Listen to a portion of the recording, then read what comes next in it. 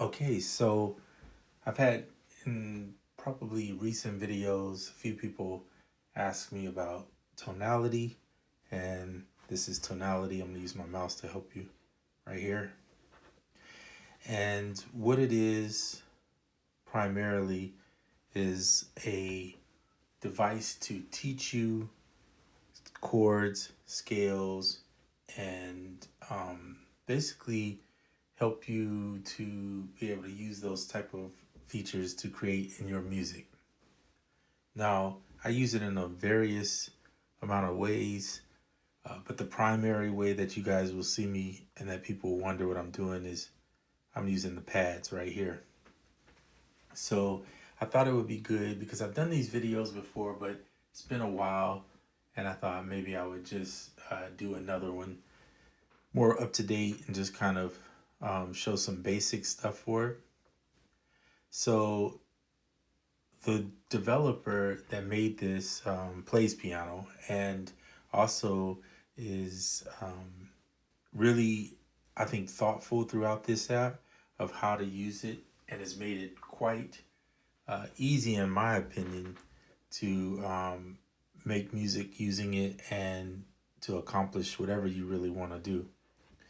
So I'm going to set it to this piano. This is pure piano. You can put it on any instrument, obviously, but I'm using this as a slide over and standalone so that I can show you all the features. You could put it in here as a MIDI and just use the chord pads. The only downside to that is you don't see the scale. You don't have these other pages when you use it in that version. So nothing wrong with that, but either way, I'm just doing this to show you how it works. So if you want to hear any chord, this is a minor, right? You can just press this button, press your finger on top of this, and it'll let you hear what it sounds like. So that's pretty cool. So if you are just listening for a chord, you can switch to D. You can pick your minors, your sus, diminish, etc. So that's a pretty cool feature. Plus, you can see guitar. So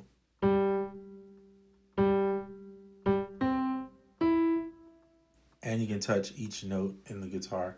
I'm going to stick with piano just for the sake of this video. Keep it simple. Another thing is your scales. So a lot of times people want to know what scale they're playing in. So if you press it, it'll show you what a C major is, but you also can see it here. And in the key of C, there's 108 scales found. So if you scroll down, all the scales are available right there for you to learn. And then you can use those in your music. All right, so I'm gonna go back. You can also search for a scale by name if you really want to get that in depth. Most people that are new probably will never use that. If you touch here and go into a scale, so let's say we go into C major, some of this stuff may not mean much to you if you're just starting, but it's teaching you piano. Here's the fingerings for piano from left and then the right. And then it's showing you more details of the fretboard, like if you play guitar. I'm gonna put it back on piano. I think why is mine set to, yeah, it should be set to, hold on. I'm gonna turn it to piano. I'm not sure why it was set to guitar. Maybe I was looking at something in it last. Okay, so going back here. So again, you can pick the scales and learn your scales. So that's pretty easy. Circle of fifths is a good way if you want to learn what chords to put together that are within the scale. So you could not use that, I'm sorry. This is a randomized tool, by the way. It'll just randomly pick you a scale, and then you could take that tool and learn it. But let's just pick C for right now. If you hit the magnifying glass, now you know what the 1, the 4, and the 5 are, right? And here's the 2, 6, 3, and 7. That might not mean much to some people, but if you've ever heard somebody say, oh, you're playing the 1, 4, 5, that's the chords they're playing. It's the 1, 4, and 5, right? So it's C major, F major, G major. Everything on the bigger notes are all major. Everything on the smaller notes here are the minors. So that's the simplest way to put it. Then below it, you see the scale. And here's the chords laid out for you. C major, D minor. So 1, 2, 3, 4. Pretty simple, right? 5, 6, 7. And those are the basics of the chords. It's the same thing you're hearing when you use it up here. All right, so, and you could close the scales and then see those and move this stuff around. All right, let's move on. So this can be done in any of them. If you click the magnifying glass off and pick D minor, and then hit the magnifying glass, now you have the chords that fall within that particular scale. Now you'll see the 1 is down here, and it's because you chose D minor or D minor as the scale. So it does become the 1 when you switch it. Just like here, let's go back to C. All right, so C, the relative minor sits below this. So A minor is the relative minor of C. So if you press it, it's the same chords, but A would be the starting point, A minor. Okay, so that's just how that works. Quick little lesson. If it went over your head, don't worry, because you don't really technically have to learn that. I mean, yes, you should, but starting out, you may not be able to grasp that. So that's okay. Don't worry about it. Just play any chords within these and you're good, right? It'll work. And you can use variations of that. I'll show you something in a minute. All right. So I'm not going to go over everything, but I will say generally when you come in, you're going to see an empty 4x4. You can increase that to 5x5, 6x6, 8x8, 9, so on and so forth, up to 12x12. I never do that much because I rarely use that many chords, but you could do it if you wanted to. So here's a way to start to kind of get you going. Let's say you want to do sevenths. You can pick sevenths, ninths, or triads. And we're going to do, let's just do major. Keep it simple. I'm not going to include the dominants, even though that's something I usually would. And we'll just do C, and then we'll hit create. So now you have basically all your chords. So C is going to be the 1. So it's 1, 2, 3, 4, 5, 6, 7. That's how it goes. That's the order, right, of your chords. So if you were doing a 1, 4, 5, it'd be, right? Well, let me move my phone here. It keeps buzzing. All right. So there's a few things in here that you can do. And one is you can edit by clicking this. You have your edit tools down here, but you can also go into the chord and see it. Now I'm going to go ahead and make this full screen because I think it's a little bit easier to see. So you can see here that right now I'm going to expand it so you see more of the keyboard. If you don't want it, then you could always remove that, and hit reset if you want. But you see right here, here's the notes. So any note in blue is actually in the scale. Any note outside of that is not. So you can expand these chords by adding other notes and doing things of that nature, but you don't have to. All right. You can also edit the velocities, etc. I'm not going to do all that. I just wanted to show you that what you're capable. But you can also create custom pads where you use notes to trigger whatever chords you want to do. Okay, so that's just options. Up here, you have scales, you have different things you can go into to edit. This allows you to move the chords around if you wanted to do that, right? You can also lock it. If you lock it, it will remove any pads that do not have a chord on them. And you have strumming features. I've shown this before. So you can strum it by hand. Let's turn off the strumming features. By the way, if you go into the strumming, down here is the settings if you want to widen this out a little bit so that you have more space. So just know that that's there for you to change if you want to. Of course, you can remove the piano or leave it. I like to leave it. And this one allows you to use a controller to trigger. So basically you would hit the controller, hit the pad, hit the controller on the key you want, and then just like in Scalar, you can kind of trigger your chords that way. I highly suggest that if you've never used this before, you go into the settings menu and maybe change the trigger velocity sensitivity, turn it on, randomize the chord velocity so that it doesn't sound so bland. This is like your humanized features that you can do right here, okay? Pretty simple. And that's all I'm going to show you in there. Just try to keep it simple for you. You do have a sustain, which, hold on, let me turn this off. So it'll sustain the chord. So if I hit the chord and then hit the sustain, it'll hold the chord for you. And I'm triggering on and off with the sustain. You can lock the sustain if you want, but then your chords are going to start running into each other. So think of a sustain as, if you don't know what that is, as like a foot pedal on a piano that holds the chord.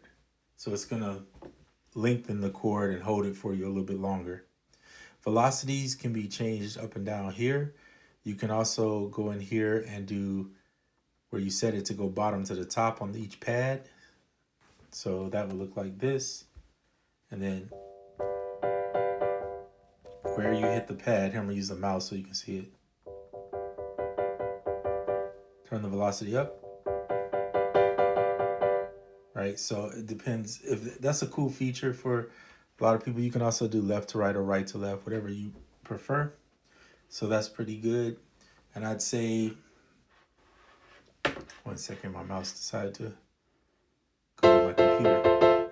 All right, so let's talk about some more features. So you're in here, we're in C major.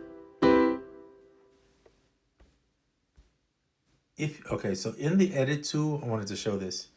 There's some hidden features that you may not know of. So this is where we're starting to get a little more advanced for users that have never, that use it but maybe not know this.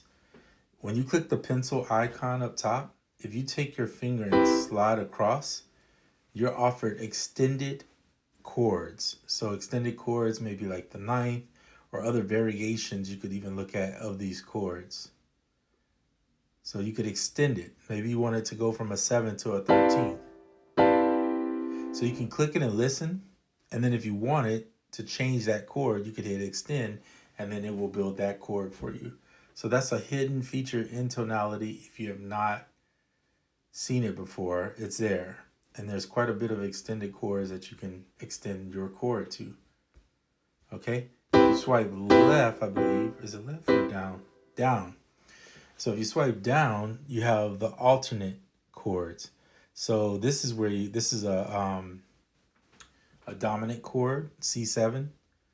And then you have C minor 7, because this is major up here, right? But now you could do the C minor or the C minor major 7 or a C augmented 7 or C augmented major 7.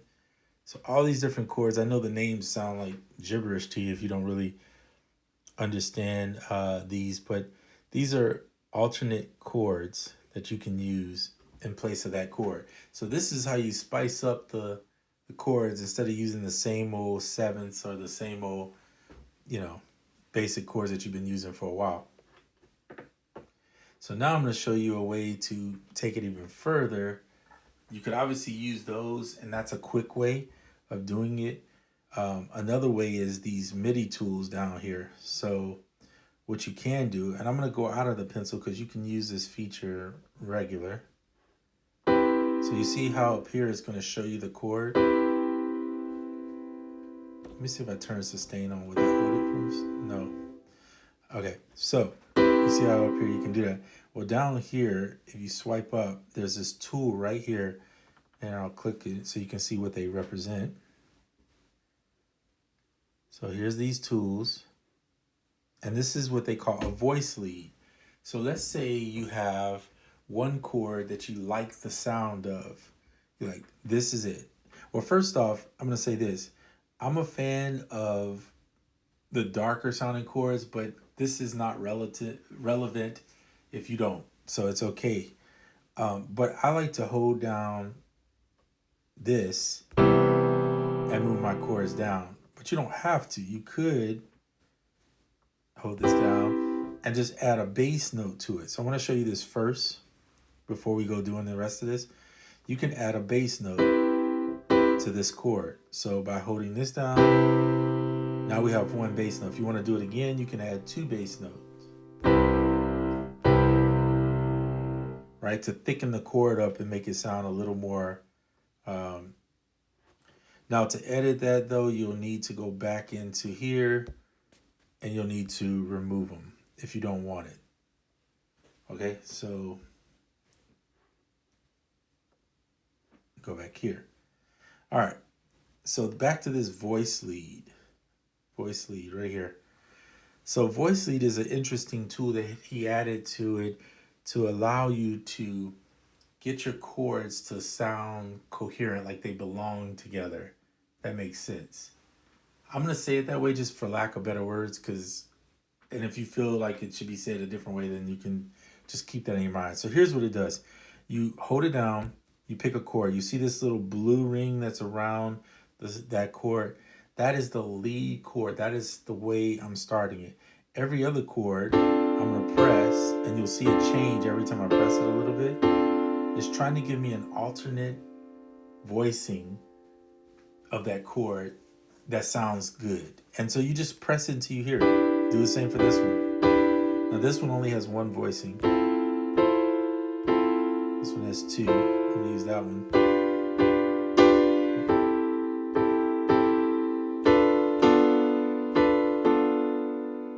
All right. So it's just an idea to get you going to try to find other voicings that might lead you. And when I say voicings, I mean you can move notes around as long as it's within that scale and still it'd be the same chord.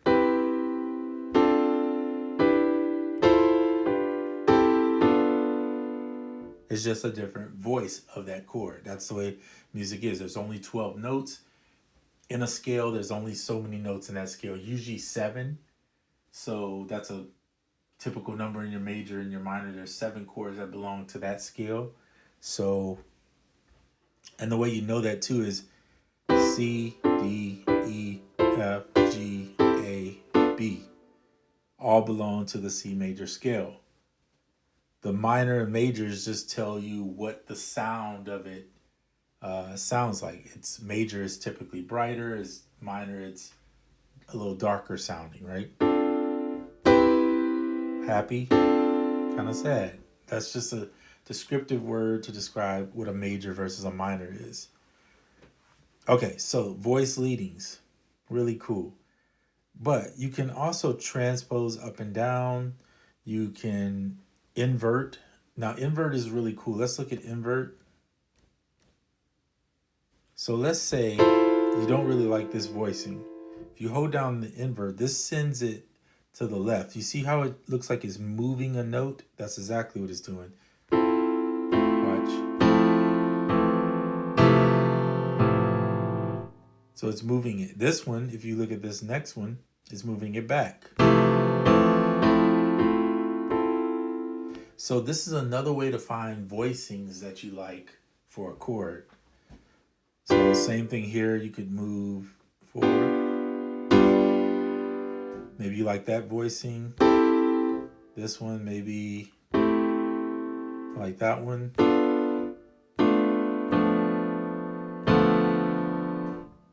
Maybe this one.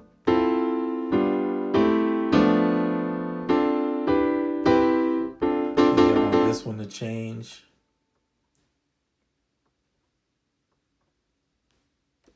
By the way, I'm swiping up and down. There you go.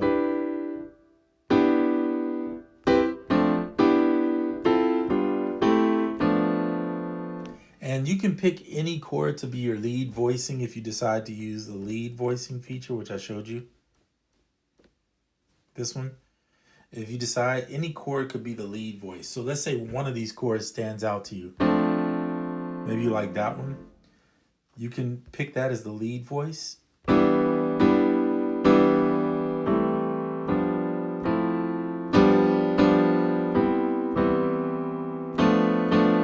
Okay, so now that's the lead voice, but now you build around that voicing, right? And when I say voicing, I'm just talking about the chord, where it's played.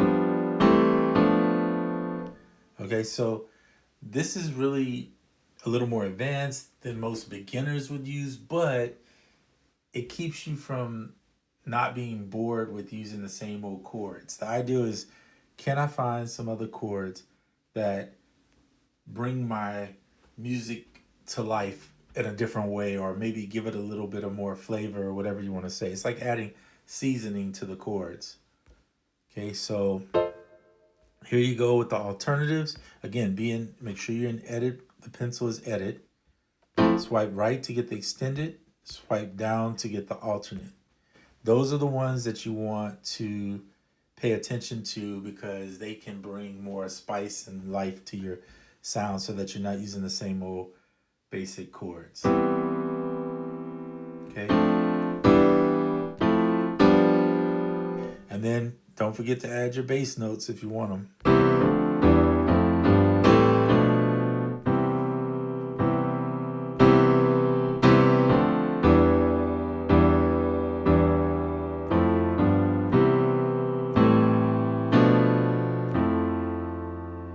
Then strum if you want.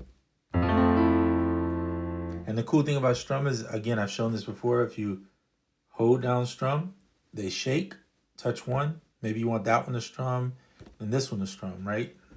So now you can...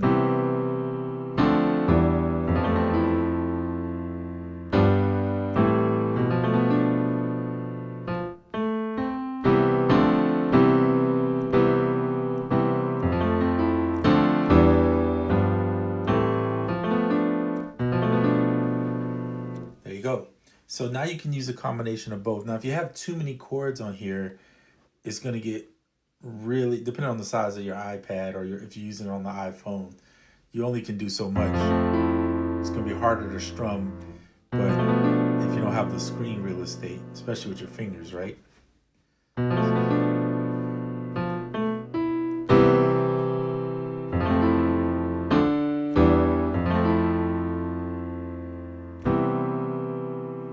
Right, so now you can do that.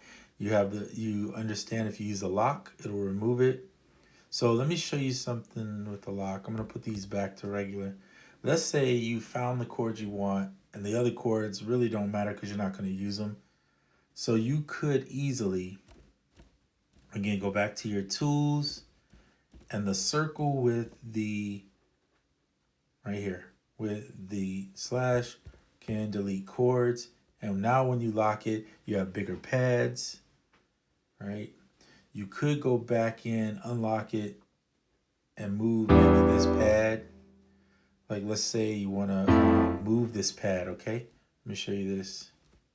Oh wait, I already showed you right here. So yeah, so you could move this pad here. Maybe put this pad over here. And now when you take the lock off, or put the lock on, I'm sorry, you have your 4 pads. You could open up your strumming. Now remember, when you're in this version of strum, you're forced to strum everything. It won't sound without the strum. So that's why I said if you unsure if you want to use the strum, just hold it down, click this one on strum, and then turn it off, and now you don't have to have it on. So you can...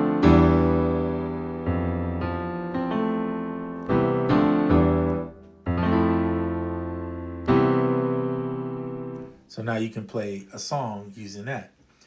This is more hands-on, in my opinion, than when I use Scalar 2. Now, I love Scalar 2, but this is more hands-on. If you really want to play and touch...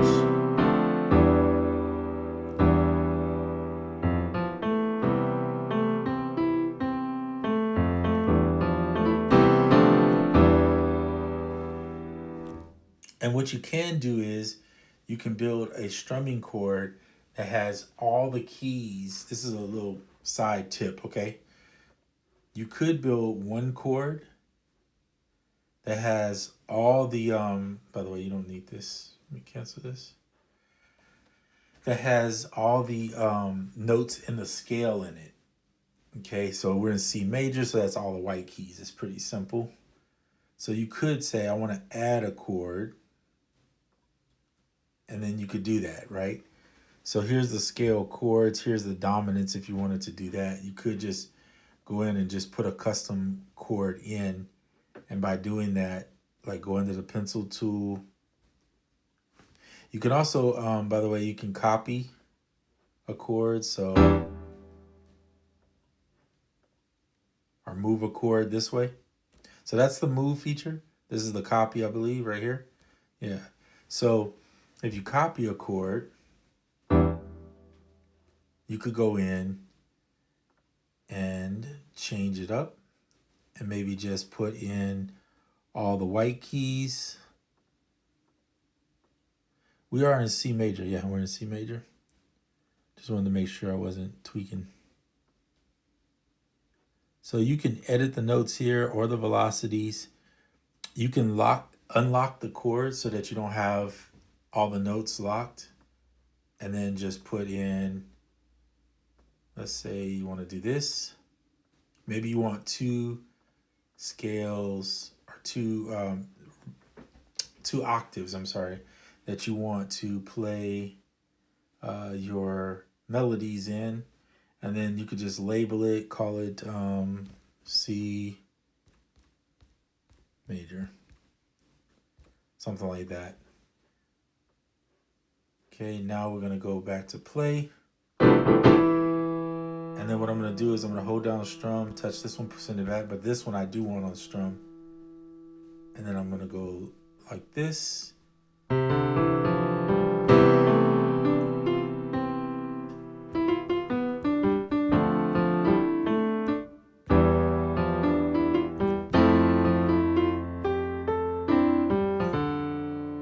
So now you also can play, if I'm not mistaken, up here. I think you can play a.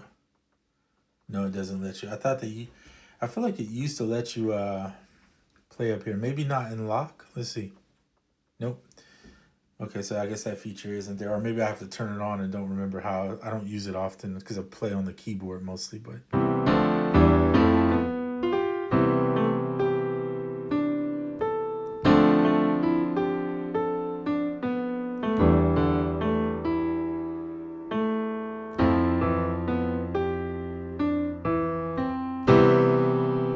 So basically what I'm doing is I'm using this as a keyboard to play my melody within certain 2 octaves. Of course, you don't have to use that. You could change it however you want, but I'm just giving you an example of something that you could do.